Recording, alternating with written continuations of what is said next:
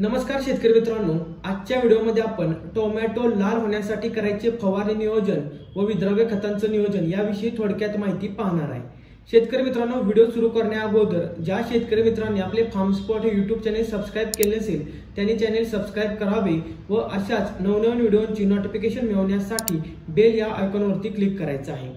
शेतकरी मित्रांनो, या व्हिडिओमध्ये आपण एक फवारणी करायचे विद्राव्य खतांचं नियोजन याविषयी माहिती पाहणार आहे। फवारणीमध्ये आपण एकूण 3 उत्पादनांचा वापर एकत्रितपणे करायचा आहे।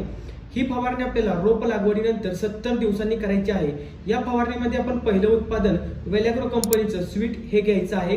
याचा वापर आपण 2 ml प्रति लिटर या प्रमाणामध्ये करायचा आहे।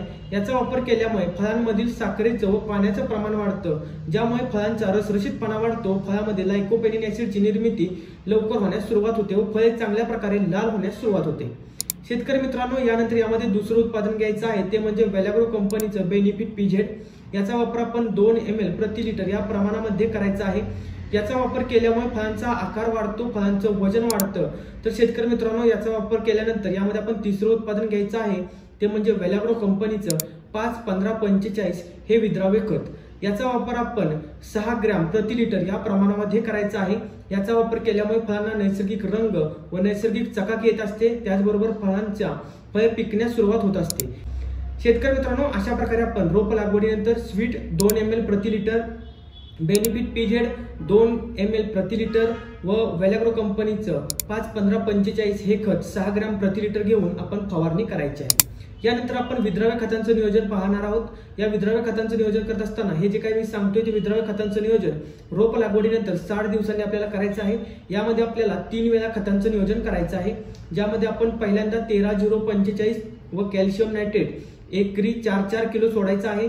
त्यानंतर शेतकरी मित्रांनो, आपल्याला दुसरं खत नियोजन करायचं आहे ते म्हणजे 0-52-34 4 किलो, मॅग्नेशियम सल्फेट 4 किलो व त्यानंतर आपल्याला तिसरं खत नियोजन करायचं आहे ते म्हणजे आपल्याला 0-0-50 हे 4 किलो सोडायचं आहे। शेतकरी मित्रांनो, 13-0-45 0-52-34 0-0-50 त्याबरोबर कॅल्शियम नायट्रेट व मॅग्नेशियम सल्फेट सोडल्यामुळे पिकाला काही प्रमाणामध्ये नायट्रोजन, त्याचबरोबर पोटॅश, त्याचबरोबर फॉस्फरस या मुख्य अन्नद्रव्यांची पूर्तता होते। त्याबरोबर मॅग्नेशियम, सल्फर, कॅल्शियम या दुय्यम अन्नद्रव्यांची पूर्तता होते व फळे पिकण्यास सुरुवात होते, फळांचा आकार वाढण्यास सुरुवात होतो, तर फळांना नैसर्गिक रंग सुद्धा येत असतो।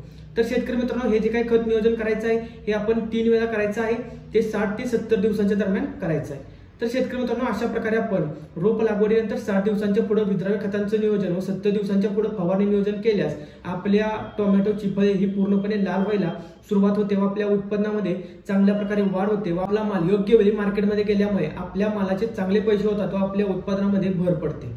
तर शेतकरी मित्रांनो, आपल्याला हा आजचा व्हिडिओ कसा वाटला हे कमेंट करून नक्की कळवा व अशाच नवनवीन व्हिडिओंसाठी आमचे फार्म स्पॉट हे चॅनल सबस्क्राइब करून नोटिफिकेशन मिळवण्यासाठी बेल या आयकॉनवरती क्लिक करा। धन्यवाद।